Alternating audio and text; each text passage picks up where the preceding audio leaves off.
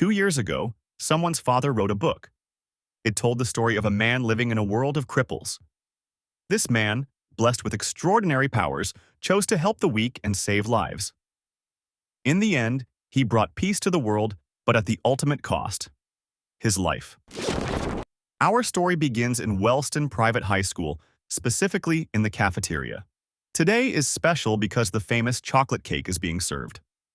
One lone slice of the legendary dessert sits unclaimed until two students start fighting over it. On one side, we have Remy. She tells Arlo to hand over the cake, since she saw it first. However, Arlo doesn't care. He coolly reminds Remy that it's his since he took it first. This answer only infuriates Remy, and she releases her powers. Electricity starts flowing through her body as she demands the cake back. Arlo doesn't hold back either and creates a barrier to block Remy's electricity. They both clash dramatically, and yes, all this over a slice of cake. Meanwhile, in the background, a boy nervously watches the scene unfold. At first glance, he seems concerned about the situation. But his real worry? Missing out on grabbing at least one slice of the cake. This boy is our protagonist, John. Right now, John is stuck in class, bored out of his mind like the rest of his classmates. His thoughts wander back to the chocolate cake he missed out in the cafeteria when he notices Remy enjoying her slice next to him. His daydreams are interrupted when the teacher asks for a volunteer to solve a problem. John raises his hand. Is he about to show off his skills? Nope. He just wants to go to the bathroom. This clearly annoys the teacher. But he still lets him go. Before leaving, a classmate mocks John, but one piece of chalk thrown by the teacher decides to intervene. Well done, sir. You have my respect. On his way to the bathroom, John starts noticing a soft rumble coming from the other side of the wall. Great is his surprise when he sees a red-haired guy piercing through the structure of the building. Despite the chaos, and with his life at risk, John asks the injured classmate if he's okay. The red-haired guy stands up as though nothing happened, and we can finally see who threw him through the wall. Ison, an orange-haired guy with a not-so-happy expression, is the culprit of this chaos. And what caused this clash? A fight over a pen. First a chocolate cake and now a pen. Why am I not surprised? Despite his injuries, the red-haired guy decides to fight back, charging energy between his hands and releases a powerful beam. At this point, the only thing John can do to preserve his life is run and find another way to the bathroom. Good call, John. Otherwise, the story would have ended right here. John's life might seem very ordinary at first glance, but there's one big problem. In a world where abilities mean everything, he was born without one. John finally escapes the chaos and finds what he thinks is a safe path to the bathroom, or so it seemed. Just outside the bathroom door, he comes across two students. One of them is bullying the other, throwing punches as the victim cowers. John hesitates for a moment, watching the scene unfold. Despite being powerless, he decides to step in, before the situation escalates any further. With surprising courage, John pushes the bully back and firmly tells him to keep his hands to himself. The bully freezes, momentarily surprised. But then he looks at John, and his expression shifts completely when he realizes the school cripple was playing to be a hero. The sneer quickly turns into aggression as he lunges at John, ready to remind him of his place. The bully might be fast, but John is even faster. With a swift move, he deflects the bully's attack and counters with a perfectly aimed right jab to the bully's face. The force of the punch leaves the bully stunned. He clearly was not expecting this outcome. Then John notices something unsettling. A faint purple glow begins to emanate from the bully's body. His skin hardens, turning into stone, and his gaze becomes cold and menacing. John is unsure on how to handle this. He has already seen students nearly destroy each other over trivial things. But this is different. His life might actually be at risk. The bully starts rambling about the position a weakling with no abilities has in society, warning that if John keeps getting in others' way, he might end up dead. Meanwhile, we see the bully's victim has the ability to turn invisible. Without anyone noticing, he slips away from the scene. Not even a thanks? In a flash, the bully gets behind John and strikes with an elbow. Thankfully, John manages to block it with his arm. It seems the bully's ability isn't just about skin hardening. It's more of a self-enhancement power. The bully tries again to intimidate John, even demanding he beg for forgiveness. This only makes John laugh. The idea of begging someone so weak is a joke to him. He proceeds to list the names of the people he considers strong. Remy, Eason, Blake, the red-haired guy from earlier, and finally Serafina, a name we haven't heard in the story so far. This clearly infuriates the bully, but John doesn't flinch. He continues mocking the bully's ability, even says that without any power, he could easily defeat him. The bully charges at John, angered by his words.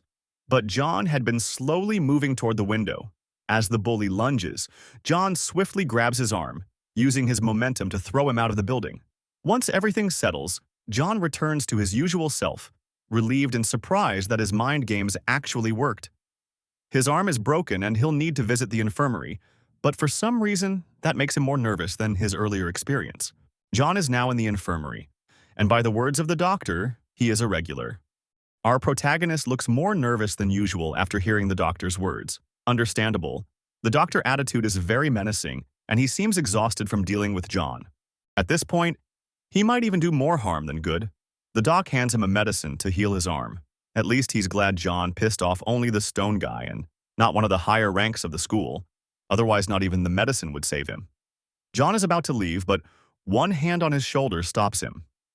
He won't go anywhere until the medicine takes effect.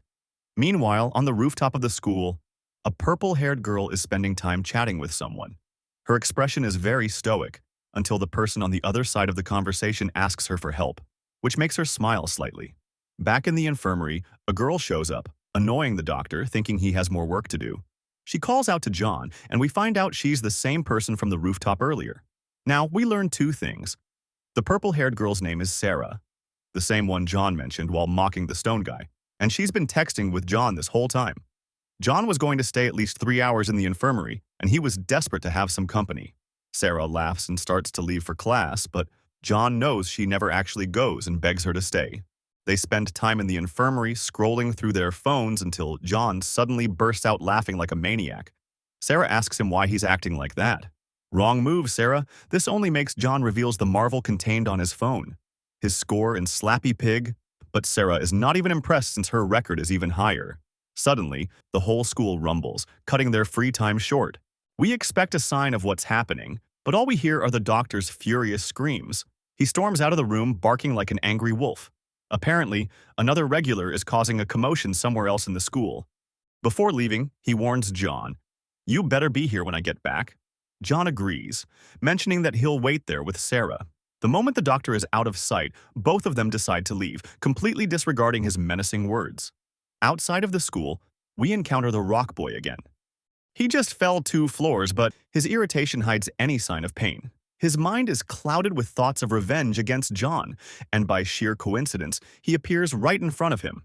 Coming out of his hideout, the rock boy grabs John by the shirt and looks ready to start another fight. Yep, this guy never learns. However, this time John isn't alone.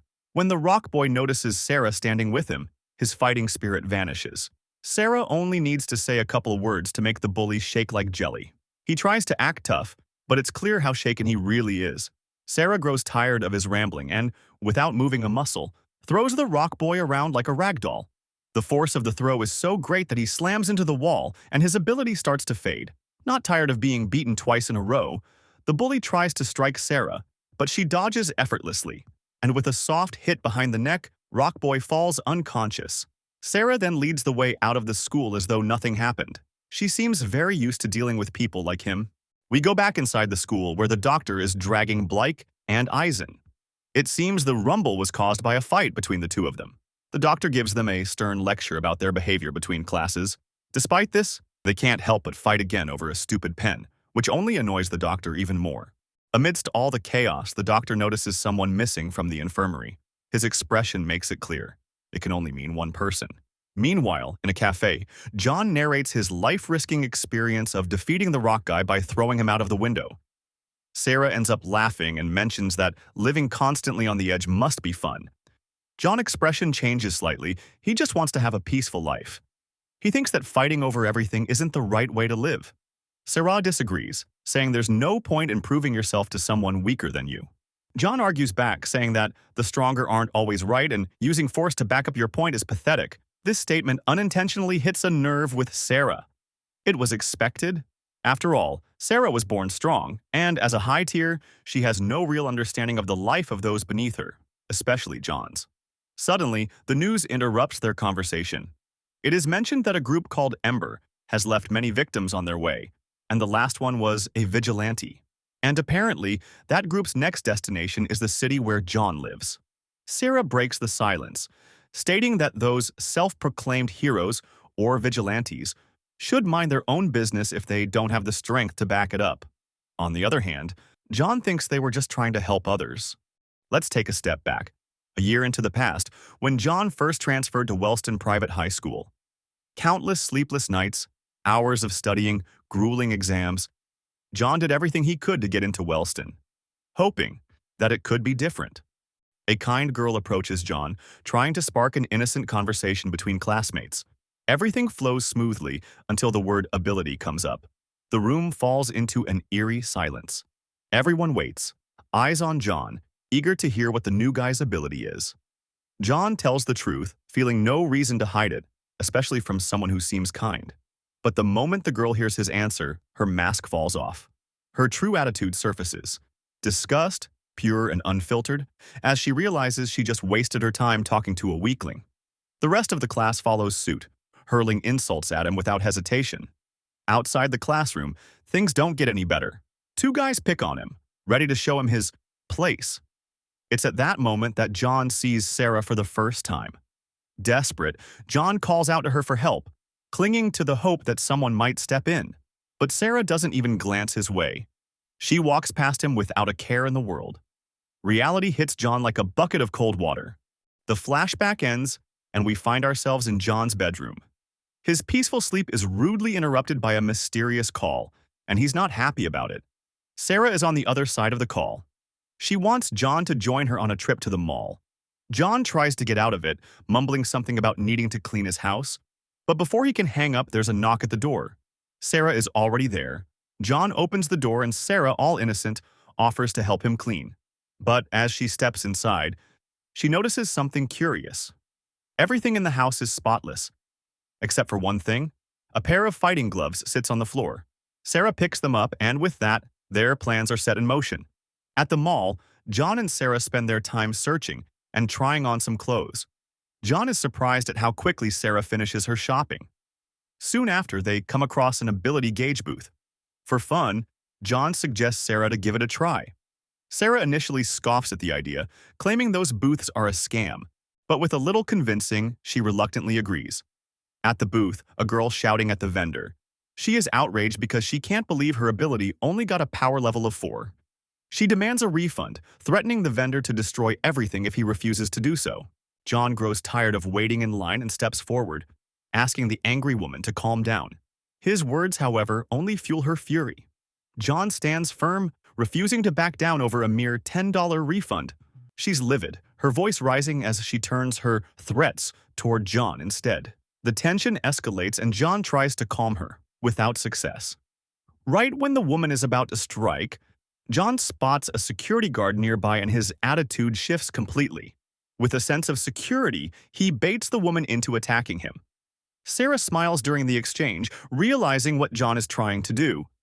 The woman has had enough of John's taunts. She lunges forward, and at that very moment, John lets out a loud, dramatic scream for help, ensuring the guard takes notice. The guard intervenes immediately, grabbing the woman before she can land a blow. He demands an explanation. The woman pretends to be the victim. She points fingers at the ability booth vendor, blaming him for her rage. Without hesitation, the guard marches over to the vendor and orders him to refund her money. To John's frustration, the guard even threatens the vendor, giving him an ultimatum. This attitude annoys John. It's the same everywhere he goes. The strong always forces its way with bare force. Once the woman finally leaves, Sarah steps up to the ability gauge booth. The vendor seems nervous but processes her request. Moments later, the results appear. The vendor is surprised since Sarah got an ability level of 8, which means she is really strong. And as a reward, she receives a plush teddy bear. The vendor turns to John next, offering to measure his ability too. John waves it off, laughing nervously since he has no ability. The pair exits the mall, and the streets are already cloaked in darkness. John suggests taking a detour since the bus station is crowded and Sarah goes along with it. As they walk, Sarah teases John about his earlier antics.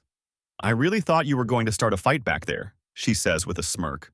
But the ending was anticlimactic, since he ended up screaming for help. John's thoughts are still wandering on the previous scene. The vendor was not wrong, but he ended up losing the money simply because he was weaker. Sarah tries to cheer him up, saying that at least he did not break his arm this time. Suddenly, John perceives a strange presence. His eyes dart around the dimly lit street, and without an explanation, he grabs Sarah and pulls her into a run. Sarah looks confused and doesn't understand why John is acting like that. They end up hiding in an alley. John reaches into one of their shopping bags. He pulls out a shirt and tosses it into the air. To their surprise, the shirt doesn't fall to the ground. It hovers, suspended in midair. "It's invisibility," John mutters, barely finishing his sentence before Sarah activates her power. The streets turn gray and time freezes. Moving forward with precision, she delivers a powerful kick to the space beneath the floating shirt before the world starts moving again. The guy flies away upon getting hit, and Sarah, looking noticeably drained, tells John to better get out of there. I wonder, where have we seen someone with an invisibility power? Outside of John's house, the streets are silent, shrouded in deep night, with no sound to be heard. John and Sarah return safely from the mall after their uncomfortable encounter with the Invisible Man. Sarah still can't wrap her head around what just happened. John dismisses it, suggesting it was probably someone trying to mug them, but he admits it was more than enough excitement for one day. Sarah watches John with a serious gaze, sensing something isn't quite right. Finally, she speaks, asking how he knew they were being followed. John waves it off, replying casually that it was just a gut feeling. Quickly changing the subject, he asks if she'd like to eat with him. Sarah declines the invitation, mentioning that it's pretty late and she should head back to her dorm. John reacts with alarm, clearly not expecting her to leave after what they had just experienced. Sarah remains stoic, assuring him that she can take care of herself. John reluctantly agrees, but insists she should stay the night, just in case. Sarah settles onto the sofa, her eyes falling on a lone book resting on the table. Its title reads, Unordinary, just like this manhwa. Ignoring John's questions from the kitchen, she picks up the book with quiet curiosity. John notices her holding it, a pinch of nervousness in his voice. Sarah asks how he managed to get his hands on a book that had been banned 2 years ago. John explains that his father gave him a copy since he had a few spares. Sarah reads the author's name on the cover and is surprised to learn that John's dad is the book's writer. She admits she's been interested in the book for a while, but since the ban, finding a copy has been nearly impossible. Curious, she wonders what made it so controversial that it vanished without a trace. John listens attentively, surprised at her level of interest in the topic. However, his expression darkens when she mentions rumors about the book being cursed, that readers, especially self-proclaimed superheroes, became delusional after reading it. John finally speaks, disagreeing with the notion that those superheroes were delusional. Instead, he argues, they understood the book's message. The world is flawed, and people should use their powers to bring balance and peace instead of serving selfish interests. With a faint smile, Sarah quips that he sounds like a vigilante. John finishes by inviting her to read it herself. Intrigued, Sarah decides to borrow the book. We find ourselves in an unknown location. A green screen displays a map with several marked positions. A mysterious voice asks for confirmation to mark the position of Target 93. Another voice approves the action. What could they be planning? Meanwhile, back at John's house, both Sarah and John are asleep in the living room, but John seems troubled. His sleep is plagued by nightmares. Dark voices taunt him, calling him weak and easy prey. He screams at them to stop, begging to be left alone. Suddenly, the darkness dissipates, and a green-haired girl appears, offering her help. John wakes up abruptly, drenched in sweat and visibly shaken. He stumbles to the bathroom, splashing water on his face in an attempt to calm himself. It was just a dream, he mutters, trying to convince himself. Still restless, he decides to go out for a walk, hoping the cool night air will help clear his mind. He leaves without waking Sarah. His walk takes him to a convenience store, where he buys a few sandwiches. As he eats, The image of the green-haired girl resurfaces in his mind. With a bitter expression, he decides it's best to head back home. At the apartment, Sarah wakes up just as John returns. She notices him entering from the street and immediately asks if he couldn't sleep because of a bad dream. John brushes off her question, casually mentioning that he brought breakfast. Sarah's suspicion grows. John, usually talkative, hasn't said much since he came back. Directly, she asks, "Is everything all right?" John responds with a simple, "It's nothing." Sarah tries again, offering her support, but this time John snaps. He raises his voice, firmly stating that he's fine. That's all Sarah needs to hear. She rises from her seat and calmly tells him he needs some time alone. John tries to salvage the situation, but Sarah collects her shopping bags and leaves without another word, leaving John alone with his clouded thoughts. Outside, Sarah's phone buzzes. She glances at it and sees 37 unread messages waiting for her attention. It seems her phone had been in sleep mode. The scene shifts to the dormitories of Wellston School. A blue-haired girl notices Sarah entering the dorm and immediately approaches her. She looks both angry and worried, clearly upset that Sarah hasn't responded to her messages. Something about this girl feels familiar. The blue-haired girl scolds Sarah sternly for making her worry. What angers her even more, though, is the fact that Sarah was spending time with John. She starts yelling, questioning why someone of Sarah's status would ruin her image by associating with a cripple. Midway through her tirade, Sarah cuts her off. Now we learn that the girl's name is Elaine. Sarah activates her ability, freezing Elaine in place. With a calm but firm tone, Sarah reminds her that her choices and actions are none of Elaine's business. After heading to her room, time resumes, and Elaine collapses to the floor. Still dazed, Elaine receives a phone call asking if Sarah has returned. She confirms, though her frustration is evident. Back in her room, Sarah starts unpacking her shopping bags, including the teddy bear she won with John. Her phone buzzes. It's a message from John. He's apologizing for his behavior earlier and warning her to be cautious with the book. He reminds her it could cause serious trouble if anyone finds out she has it. Curious, Sarah opens the book and notices a handwritten note. Dedicated to my son. Before she can process it further, a sudden knock on the door startles her. She quickly hides the book and opens the door to find a familiar face. Arlo greets her, attempting a compliment, but Sarah quickly sees through his words and dismisses him. Undeterred, Arlo reveals his purpose. He wants Sarah to join him for a turf war since they're short a member.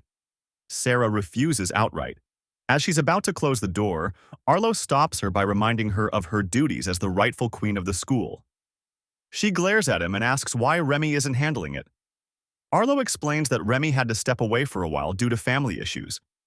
He continues trying to persuade her, promising that she won't have to lift a finger. He assures her that he and the Jack will handle everything, so there's no need for concern. 6 hours later, we see Sarah, Arlo, Blake, and Elaine on a bullet train, heading toward their turf war. The Wellston team arrives at their destination, a barren, deserted area. Their opponents are 4 ability users from Agwin School. As the Wellston team approaches, the Agwin students notice them. Arlo greets them with his usual smug confidence. However, the king of Agwin interrupts him, pointing out that since Arlo organized the turf war, they shouldn't have arrived late. This remark catches Sarah's attention. She recalls Arlo telling her that Agwin challenged them, not the other way around. Her suspicions grow as the 2 kings step forward to meet in the middle of the arena.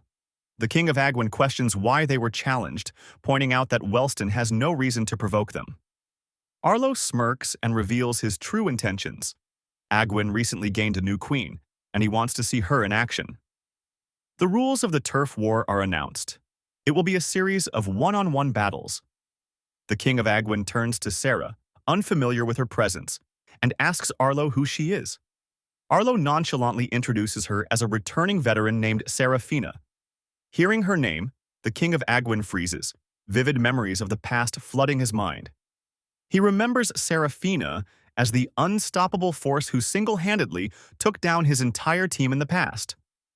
While the Agwin king is lost in thought, Arlo seizes the moment to officially start the turf war. The jacks from both schools step forward, ready to begin the first match. Agwin's jack lunges at Blyke with impressive speed. Blyke steps back, keeping his distance and launching energy balls to hinder his opponent's movements. Agwin's jack expertly evades by leaping into the air, aiming to close the gap. As he descends, Blyke uses his energy beams to propel himself backward, narrowly avoiding the strike. Amid the debris, Blyke fires a powerful energy beam at his rival. Agwin's jack jumps to avoid the attack, but sustains an injury to his leg in the process.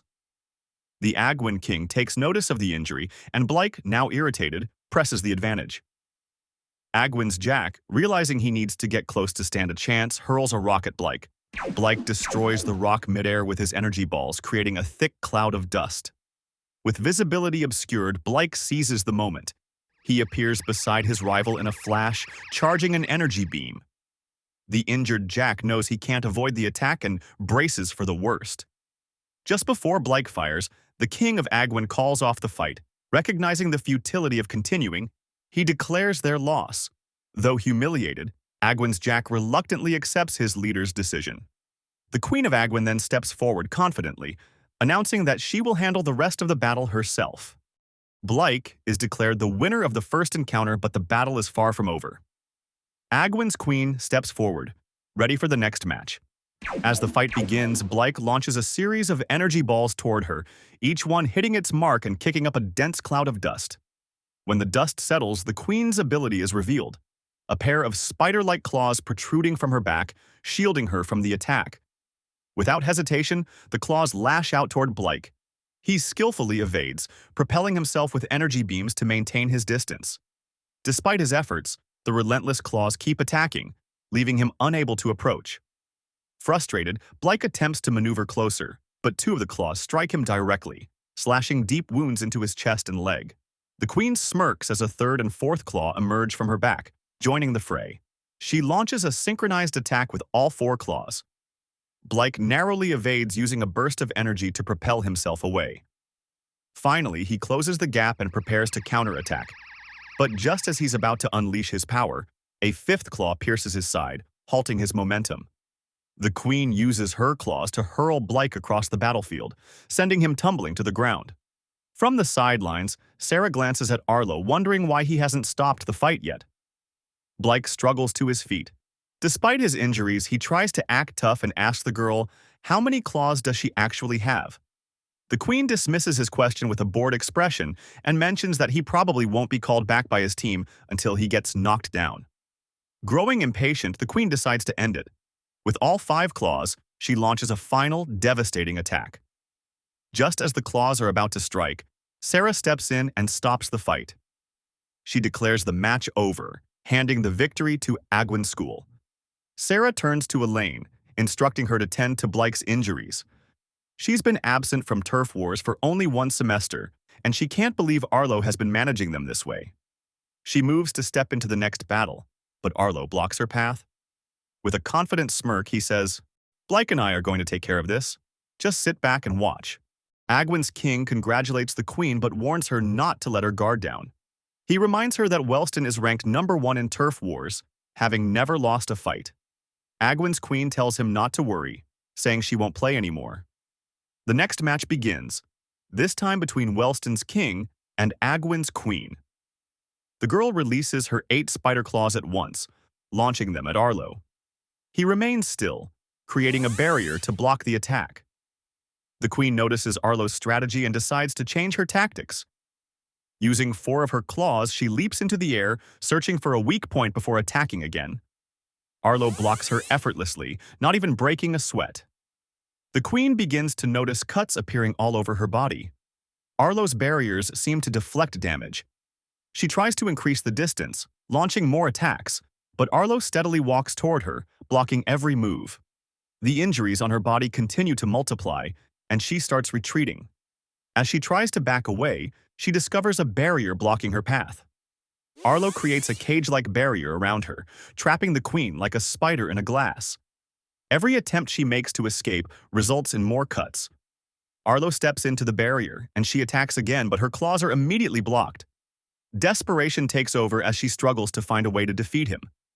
Standing directly in front of her, Arlo calls her a disappointment. He mocks her, saying he'd heard so many good things about her but sees nothing special. Enraged, Agwin's queen tries to slap him, but she misses. Arlo grabs her hand and begins choking her. Agwin's king calls out to his queen, admitting defeat in the match. However, Arlo doesn't release her and continues mocking her attacks as weak. Agwin's king grows desperate, pleading for Arlo to stop, but he doesn't. Unable to watch any longer, Agwin's jack rushes at Arlo, only to be immediately stopped by another barrier and end up full of scars. Arlo smiles at Agwin's king, knowing there's nothing they can do to save their teammate. But then, Sarah steps in and commands Arlo to stop. Arlo gazes at Sarah, thinking he won't take orders from someone who just returned to action. He tightens his grip on Agwin's queen. Sarah has seen enough. She activates her power. Elaine notices and tries to stop her, but time freezes before she can finish. Sarah rushes toward Arlo's barrier. With a powerful punch, she pierces through it. The attack reflects back, causing cuts to appear all over her arm. However, Sarah has another technique. She rewinds time, and her arm heals instantly. Arlo feels the pain from his barrier being pierced and releases Agwin's queen. Furious, he yells at Sarah, demanding to know what she was thinking, attacking her own teammate. Agwin's king lets out a soft laugh. He's never seen members of the same team fight each other. Sarah approaches Agwin's king and gives him two options. He can forfeit and accept his loss, or he can continue fighting, with her as his opponent. Agwin's king knows there's no point in continuing. He concedes defeat. On the way back to Wellston dorms, Elaine tends to Arlo, healing the damage caused by Sarah. Arlo asks Elaine why Serafina has been acting so strangely. Elaine admits she doesn't know. Nothing she says seems to get through to her anymore. Frustrated, Arlo asks what the point is of having Sarah as her roommate if she can't keep an eye on her. Elaine finally speaks. It's all because of John, she says. She explains that Serafina used to focus on being perfect until she started hanging out with John. Now, Sarah is completely different from the person everyone once idolized. Elaine adds that Sarah even stayed at John's place last night, which intrigues Arlo. He tells Elaine to keep a close eye on Sarah and report anything suspicious. As for John, Arlo plans to deal with him personally. John walks down the street when the news catches his attention. Another victim has been found, marked with the Ember logo. The victim, a vigilante, was found in the South Wellston area. John notices that the attacks are getting closer and closer. The news continues, revealing that those killed by Ember were known as high-tier vigilantes. They then show public opinions about the fallen vigilantes. Most people consider them lunatics who cause trouble and are just waiting to be killed. John keeps walking, ignoring the news. Back at Wellston, Blake is calmly heading to class when Ison sneaks up on him, giving him the scare of his life. Ison laughs upon seeing the scars all over Blake's face and asks if he got beaten up in the turf war. Blake retorts, saying at least he's strong enough to be in one. Ison responds, claiming he could be in a turf war too, but he's not into that stuff. Okay, dude, whatever you say. Blake mentions that Serafina was at the last turf war, which surprises Ison. Ison asks what happened, and Blake tells him that Serafina actually attacked Arlo. However, Blake stops mid-sentence, realizing he's not supposed to talk about it. Ison, sensing Blake is hiding something, says he'll feel better if he confesses and promises to keep it a secret. Meanwhile, John has returned to school, stressed, because he forgot he had a history exam. He bumps into Arlo in the aisle, still distracted. John apologizes, apparently unaware that Arlo is the king of Wellston. Arlo's classmate grabs John, demanding a proper apology. John, confused, wonders what the guy wants from him. Maybe he wants an apology too. He asks to be let go, explaining he has a test in 10 minutes. Arlo intervenes, telling his classmate to let John go. Arlo wishes John good luck on his exam, and John hurries off. Why do I feel like Arlo is about to do something? Arlo's classmate reminds him that John is the cripple Arlo was looking for. However, Arlo simply asks if his classmate noticed anything odd about John, to which the classmate denies. Arlo continues, asking what he would do if he were a weakling and bumped into the king. The classmate responds that, of course, he would be careful to avoid getting beaten up. Arlo thinks exactly the same. However, when John bumped into him, there was no sign of fear in his eyes. This attitude sparks a sense of curiosity in Arlo towards John. Meanwhile, on the school's rooftop, Sarah sits playing a game on her phone. Upon reading the word perfect, we dive into her memories. For as long as she can remember, she was taught to be perfect. Phrases like, "You are not like the others," "You were born gifted," and "You will rise above your peers" were constantly drilled into her. She had to be stronger and smarter than everyone else. She had to be perfect. But when perfection becomes an expectation, it's no longer an achievement. Sarah stopped living for herself. Her only role was to be perfect. We return to John and Sarah's first encounter. John, backed up against a wall, listens to his two bullies lecture him about hierarchy in Wellston until he notices Sarah. In his desperation, John calls out to her for help. The bullies laugh at him for not understanding his place. A weakling like him should never speak to the queen. One of the bullies gets frustrated by John's defiance and throws a punch. However, John manages to dodge it. At that moment, needles fired by the other bullies start hitting John. Sarah watches the scene unfold, and even she thinks two bullies against a cripple is overkill. Despite being a cripple, John avoids the bullies' punches and manages to land a knee to his stomach. John then uses the other bully's surprise to charge at him. He grabs him and tries to apply a hold, thinking he has a hostage to stop the other bully. But the other bully doesn't care and charges at John again. John, realizing his strategy failed, pushes his hostage toward the other bully and makes a run for it. As he's about to leave, John and Sarah lock eyes. John thanks her for not lifting a finger. Sarah is lost in her thoughts, still remembering the encounter with the cripple. The teacher calls her to collect her test, snapping her back into reality. A perfect score, as always. Her classmates voice their opinions aloud, saying that everything is too easy for her. However, they don't know that Sarah worked hard to be in this position. She walks down the aisle, hearing the expectations of other students, but they fall silent the moment they see her. In another aisle, two students mention that today they're serving the famous chocolate cake, and John can't wait to have a taste of it. In the cafeteria, John happily walks with a slice of chocolate cake in his hands. However, someone calls out to him. When he turns around, he sees Sarah again, but this time she's asking him to give her the slice of cake. John immediately refuses to follow the order.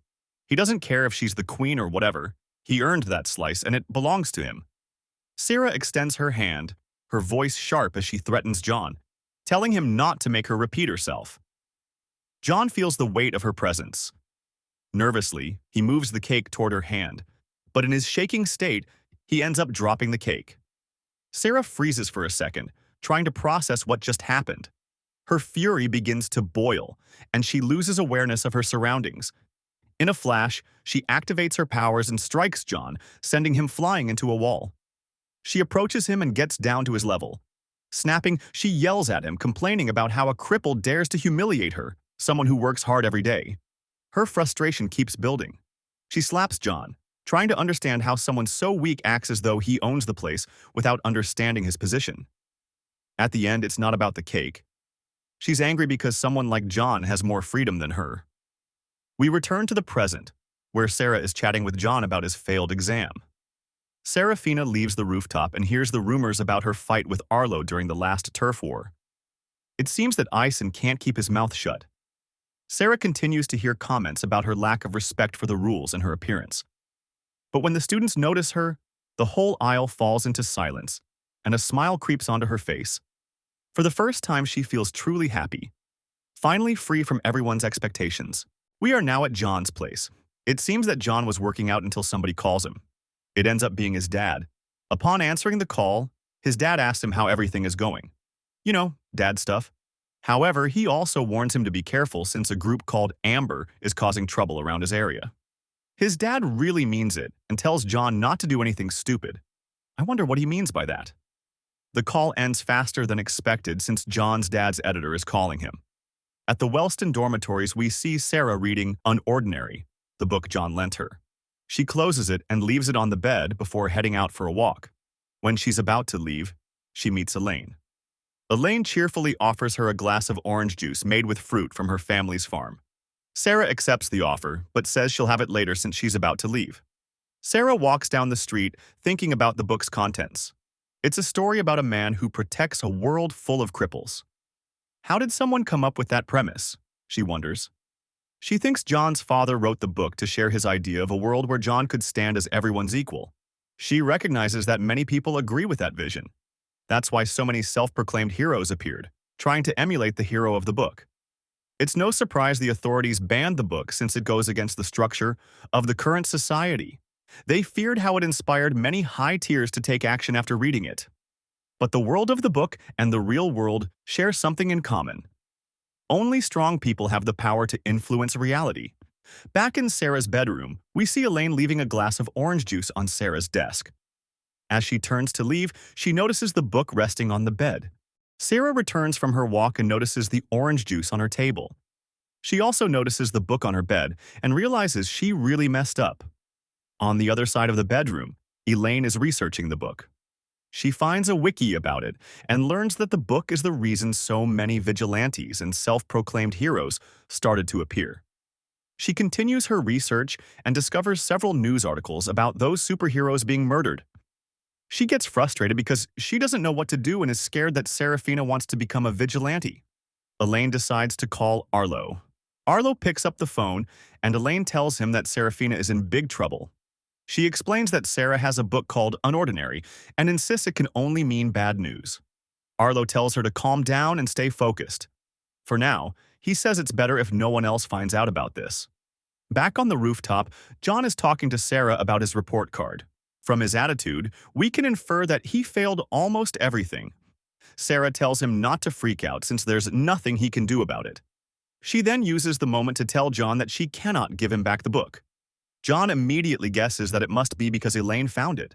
From Sarah's expression, John realizes he's right. He reprimands her for being so careless and reminds her that, even with her ability, she can't rewind this mistake. John asks her what her plan is, and she replies that she'll keep the book for a while so no one can trace it back to him. Sarah tells John not to worry. Since she's the school's ace, she believes they will be lenient with her. John then asks her what she thought about the book. Sarah tells him that its content was absurd. However, she admits that some points are not fully clear to her and asks John for help. John starts by saying that he admires the hero of Unordinary because he listened to others and saw value in everyone. He continues, explaining that the core idea is that even the weakest people can have amazing ideas and they should be protected. With a proud light in his eyes, he says that if he were qualified, he would join the people trying to make that vision a reality. Sarah gazes at him and apologizes for the book, saying she didn't know it meant so much to him. John tells her it's okay since he has read it many times and needed a break from it anyway. In the library of the school, we find Blake reading a book. Everything is quiet until someone drops a mountain of books on the table. It's Remy, and she's upset about the number of exams she has to take at the end of the quarter. Blake is surprised. He didn't know Remy came back last night. Remy asks Blake to tell her if anything interesting happened last week. Blake mentions that they won a turf war, and he also adds that Sarah even substituted her as the queen. Blake is about to share something only royals should know. However, Remy interrupts him, saying everyone already knows that Sarah kicked Arlo's butt in the turf war. Remy is relieved that those two finally fought it out. However, she knows it's none of her business, despite Blake saying otherwise.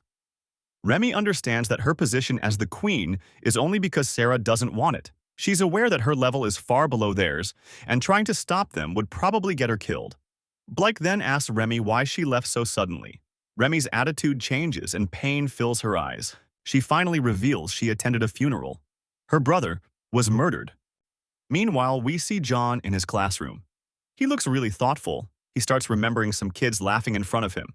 A younger John, beaten and bruised, glares at them with fury. A hand extends toward him, offering help. It's the green-haired girl again.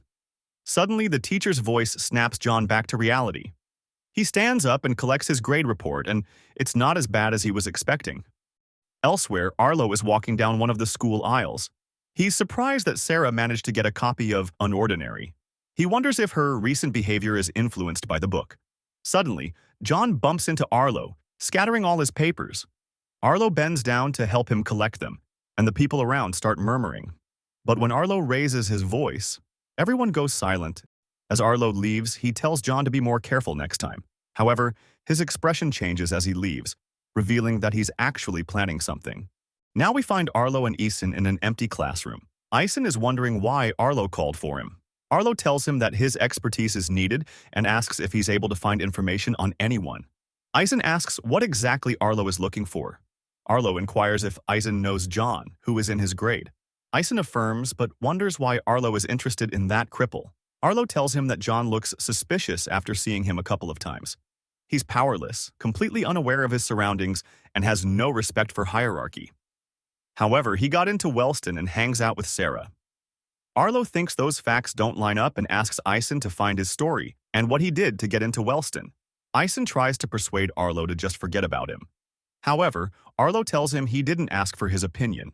Eason shakes a little and accepts the order. Before Eason leaves, Arlo reminds him to keep his mouth shut this time. Meanwhile, John is walking and notices a paper on the billboard. It's a death pool where students bet on which superhero will die next. This infuriates John, and he tears it off. With the paper in his hands, he wonders what kind of people would do that. Suddenly, he notices a bully stepping on another student's papers. The bully laughs, rejoicing in the panic of the victim. Out of nowhere, John launches a jab, throwing the bully to the floor. He lowers himself to the bully's level and starts lecturing him. John calls him a disgrace to society for stepping on people weaker than him. The bully only laughs and prepares to attack. He shoots a laser at John, but John doesn't flinch and avoids the attack. John has had enough and starts beating the bully. However, upon seeing the bully's face full of wounds, John's memory flashes back. He sees a blonde guy covered in scars. This makes him stop, and he decides to run away. The bully seizes the opportunity and starts threatening John, acting as though John is escaping from him. In the distance, Eason watches the scene carefully. Elsewhere in the school, we see Remy holding the death pool. Tears fall from her face as she uses her electricity to burn the paper. As she walks away, one piece of the burned paper shows the name X-Static. This vigilante was murdered recently and is probably Remy's brother. Remy is now knocking on Sarah's dorm. Elaine opens the door, and Remy tells her she wants to talk with Serafina. Elaine lets her in and offers some tea, but Remy refuses, saying the visit will be quick. Sarah is in her room, reading a magazine, when she hears Remy knocking on the door. Remy walks in and notices the teddy bear. However, she also spots a circuit inside of it. Immediately, Remy apologizes to Sarah and thanks her for substituting as queen during her absence. Sarah tells her not to worry, saying she owed it to her. After all, Remy had taken the burden of being queen off her shoulders. Remy keeps glancing at the bear, enough that Sarah asks why she's staring so much. Remy points out the chip inside the bear, saying it's giving her bad vibes. Curious, they open the bear and examine the circuit. It turns out to be a tracking device. This makes Sarah remember the moment she won the bear. She begins to wonder if all the prizes from the level gauge booth contained trackers. Her mind races back to the booth sign, which mentioned that anyone with an ability level of 5+ would receive a prize. She deduces that someone is tracking high tiers. Remy advises Sarah to stay alert from now on. Even though they're strong, they're far from invincible. Meanwhile, back at school, Eason is trying to process all the information he's gathered about John so far. He's spoken with bullies who had encounters with him, including Rockboy, and the pair who gave John his welcome to Wellston. He even tried asking the school doctor, but apparently the doctor didn't know any John. All the information points to John being just a typical cripple. Yet Eason can't shake what he saw during the confrontation with the bully. John didn't act like a typical cripple in a fight. He showed confidence. Frustrated by the lack of answers, Eason decides to talk directly to John. John is surprised to see Eason talking to a cripple like him. Eason mentions that the school newspaper wants to write an article about the life of a cripple and needs John's input to make it accurate. John shrugs and accepts, but says maybe later. His class is about to start. Eason, thinking John is joking, presses on, saying that the interview can't wait. Eason takes John into a classroom and invites him to take a seat. John emphasizes that he was practically dragged there against his will. Ignoring the comment, Eason insists he sit. Eason explains that he's writing the article to bring attention to the struggles of low tiers and urges John to speak with full honesty, holding nothing back. John is surprised and happy at the comment, unaware of Eason's true intentions. The interview begins with Eisen asking where John is from. John replies, New Boston, surprising Eisen since it's quite far from the school. Eisen then asks if that's where he went before transferring, but John corrects him, saying he was homeschooled and Wellston is his first real school. So, what made you switch? Eisen asks. John explains that he was curious to see what a real school was like, but his dad had been a bit protective of him, which delayed his chance until now. Eisen continues, asking how his experience at the school has been so far. John responds that it's been pretty bad, to say the least. When prompted to elaborate, John states that low tiers have no rights and must stay alert at all times since everywhere is a danger zone. John is surprised by how much Eisen is writing but doesn't realize that Eisen is actually doodling a silly scene of himself defeating Blake and impressing Remy. Eisen proceeds to ask how John manages to survive in such an environment. When John begins to answer, Eisen cuts him off, asking him to focus specifically on his own actions. John explains that he tries to walk on the edges of the hallways and stay quiet to avoid drawing attention to himself, though Eisen suspects he's lying. John eventually says the article should emphasize the importance of accepting people's differences. However, Eisen abruptly stands up, cutting John's speech short. Eisen reminds John that he still has many questions left to ask. He asks how John chose Wellston as his school. John replies that Wellston has one of the best academic programs in the nation. Feeling uneasy, John notices that the interview has shifted into more of an interrogation. Eisen comments that Wellston is also renowned for its high-tier abilities, making it a risky choice for a cripple like John.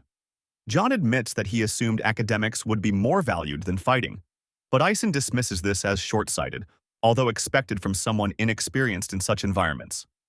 Eisen then brings up John's father, striking a nerve. He asks if John's dad ever warned him about the challenges of the school.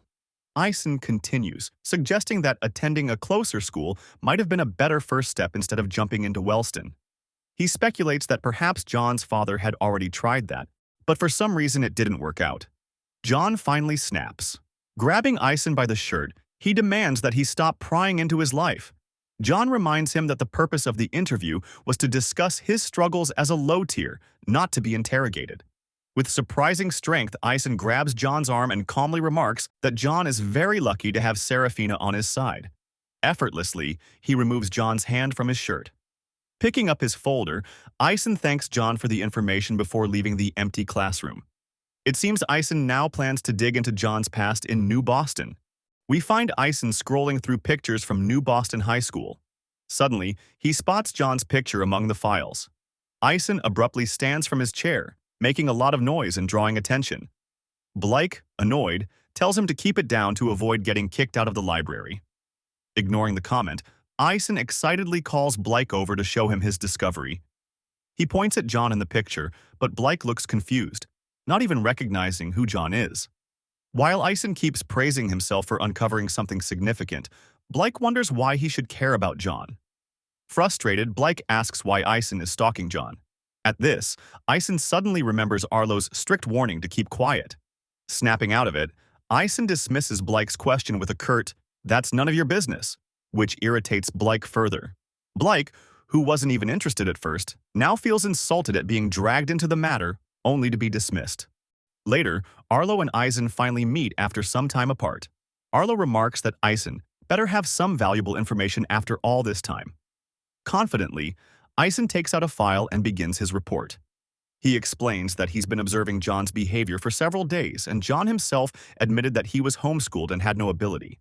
Eisen notes that when John was asked about low tiers, he avoided speaking about himself, and his answers didn't align with his actual behavior. Initially, Eisen thought John was just clueless and acted that way out of ignorance. But when the topic of his past came up, John became extremely defensive and even attacked him. Eisen then presents Arlo with a picture of John and his class from 2 years ago. Arlo is surprised, remarking how unrecognizable John looks compared to now. Eisen continues, pointing out that John doesn't care if he bumps into someone and talks to high tiers without hesitation. He adds that if it weren't for John's claim of being a cripple, he would assume John had some kind of ability. Arlo listens intently, then surprises Eisen by tearing up the file he had just handed over. When Eisen offers to continue researching, Arlo stops him saying that he's done enough, and from that point he'll take care of John. Meanwhile, back at the Wellston dormitories, Elaine is doing some homework when her phone buzzes. She checks it and finds a new message from Arlo. Elaine seems happy as she picks up her phone, likely feeling something for Arlo. However, her expression darkens when Arlo asks her to inform the headmaster about what she found regarding Serafina. Later, over the school speaker, Sarah is called to the headmaster's office. Elaine waits outside the office, worried about what she's just done. Suddenly, the door opens, and Sarah appears, surprising Elaine. Sarah looks at her, but Elaine quickly avoids her gaze, feeling ashamed. Inside the office, Sarah is greeted by the headmaster, who invites her to sit. He asks her to relax, noting that even he's starting to feel nervous. Next, he introduces a woman present on behalf of the authorities. The headmaster tells Sarah that the woman is there to ask her a few simple questions. The interrogation begins, with the woman stressing that Sarah must be completely honest since any lie will be detected and could result in her expulsion from Wellston. The woman asks if Sarah has a book called Unordinary, to which Sarah replies affirmatively. "How long have you had the book?" the woman asks. Sarah answers that it's been about 12 days. Things begin to feel more serious as the woman asks how Sarah got the book. Sarah becomes nervous, not wanting to involve John. She starts analyzing the woman's power, and from her expression, she deduces that it must only be a lie detection ability, so her thoughts are safe. The woman, growing impatient, demands an answer. Sarah finally speaks, explaining that after leaving the mall, she felt like she was being followed by an invisible entity. After confronting it, she ran off with all her might. When she returned to her dormitory, the book was already in one of her shopping bags. The woman has been using her power while Sarah spoke and didn't detect any lies. She continues, asking if Sarah was with anyone when the incident happened. This question shakes Sarah once again. Before she can answer, the headmaster intervenes, stating that they should focus only on asking relevant questions, as their students' time is valuable. The woman presses on, asking where the book is now. Sarah responds that she destroyed it. "Did you read it?" the woman asks. Sarah answers yes. Finally, the woman asks what Sarah thought of the contents of the book. Sarah replies, saying that the message of the book was absurd. The woman seems relieved upon hearing that. She tells Sarah she can leave since she still needs to talk with the headmaster. Meanwhile, John is in class when his phone buzzes. It's a message from Sarah, asking him to meet her at the school gates. John rushes out and meets Sarah, who's carrying luggage. She explains that she was ratted out by Elaine and will have to leave the school for a month, heading back home. It seems the authorities were worried about the recent deaths of high tiers and wanted to ensure the book hadn't influenced her in any way. Sarah adds that John shouldn't worry because she managed to hide any trace of him from the lie detection woman. However, John scolds her for not taking the situation seriously. He tells her she should have told the truth, since the book was his. Sarah reassures him, saying the only thing that matters is that they both got through it relatively unscathed. John relaxes a little and ends up agreeing with Sarah. Sarah finally leaves, promising to text him once she gets home. John heads back into the school, unaware that Arlo is watching him with a menacing gaze. As John walks through the school, a familiar voice catches his attention. It's Rockboy again, still angry about their last encounter and eager to finish what he started with John. "Dude, you should really go to therapy or something." John rushes off, shouting that he's been mistaken for someone else. Rockboy chases him at full speed, while John tells him he shouldn't keep dwelling on the past and should just move on with his life. But John doesn't notice where he's heading, and soon finds himself at a dead end. Rockboy takes advantage of this, launching a powerful kick toward him. John manages to evade the kick, using the opportunity to push the bully and send him crashing to the ground. To make sure Rockboy stays down, John throws his notebooks at him before running off. John is running with all his might, knowing that if Rockboy catches up, he stands no chance. But in that moment, Rockboy leaps at him and grabs him from behind. Using his weight, Rockboy forces John to the ground and pins him there. With Sarah no longer around, Rockboy seizes the moment to take his revenge. In the infirmary, the doctor is surprised to see John back so soon. The doctor laughs, mentioning that it hasn't even been 4 hours yet, and John already has a black eye and a broken arm. He adds that he's in such a good mood because he had made a bet with another teacher about how long it would take John to break something, and he won. However, the doctor jokes that if John had taken longer, he would have strangled him himself. John rests on one of the infirmary beds, his phone buzzing beside him. He checks the screen. It's a message from Sarah, She tells him she just got off the plane, which brings a smile to his wounded face. After a while, John checks his arm and notices that it's completely healed. He compliments the doctor's tonics, saying they're getting better each time.